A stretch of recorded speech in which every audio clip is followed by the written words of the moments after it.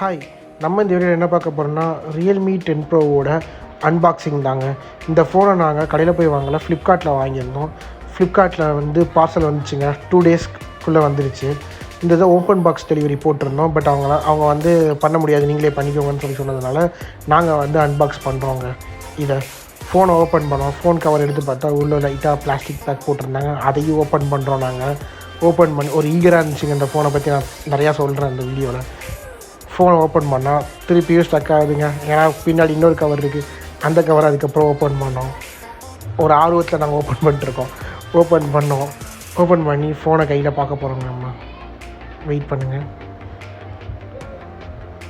ஃபோனுக்குள்ளே பார்த்தீங்கன்னா பாக்ஸ் ஒன்று இருக்குது, அதுக்குள்ளே பார்த்தீங்கன்னா ஃபோன் இருக்குது. ஃபஸ்ட்டு ஃபோனை சைடில் வச்சுட்டு பாக்ஸில் இருக்க கண்டென்ட்டை செக் பண்ணுவோம். இதில் என்னென்ன இருக்குதுன்னு சொல்லி பார்த்துடலாம்.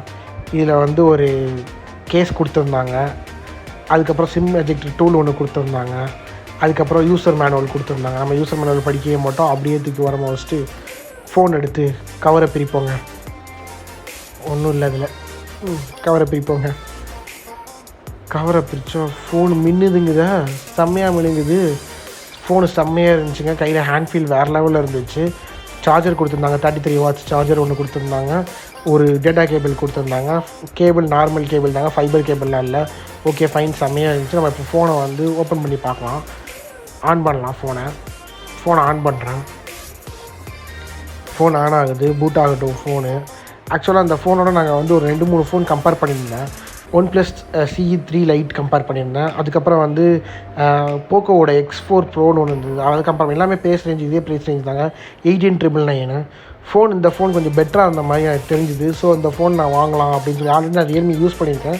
ஸோ அதனால் Realme வாங்கலான்னு பார்த்தேன். கேஸ் அப்படி ஒன்றும் பிரமாதமாலாம் இல்லை, நார்மலாக தாங்க இருந்தது. கேஸ் வந்து சொல்கிற அளவுக்கு இல்லை.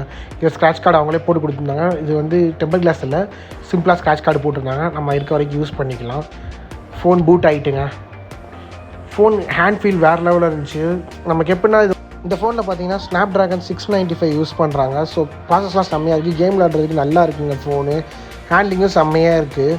இந்த ஃபோனில் வந்து 108 MB கேமரா பற்றி சொல்லணும்னா வேறு லெவலுக்குங்க. கேமரா பெர்ஃபார்மன்ஸுமே செம்மையாக இருக்குது.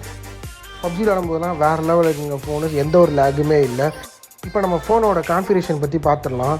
ஃபோன் வந்து 6GB ரேமு 128GB வாங்கியிருந்தாங்க. இந்த 6GBயுமே வந்து நம்ம எக்ஸ்பேண்டபிள் தான். ஆக்சுவலி நம்ம 12GB வரைக்கும் எக்ஸ்பேண்ட் பண்ணிக்கலாம், 6+6. இது எல்லாமே வந்து நம்ம மெமரியோட கன்சியூம் பண்ணும். இதோட பற்றி டெடிக்கேட் வீடியோ ஒன்றா சொல்லுங்கள், கண்டிப்பாக போடுறேன். இந்த ஃபோனோட சைஸ் திக்னஸ் பார்த்தோன்னா வச்சுக்கோங்க, 7.7 தான் இருக்குங்க. ஸோ ஃபோனை பிடிக்கிறதுக்கு ரொம்ப ஸ்லிம்மாக க்யூட்டாக இருக்குங்க. இந்த வீடியோ கண்டிப்பாக உங்களுக்கு பிடிச்சிக்குன்னு நம்புகிறோம். ஷேர் பண்ணுங்கள், சப்ஸ்கிரைப் பண்ணுங்கள், லைக் பண்ணுங்கள், கமெண்ட் பண்ணுங்கள். தேங்க்யூ, பாய்.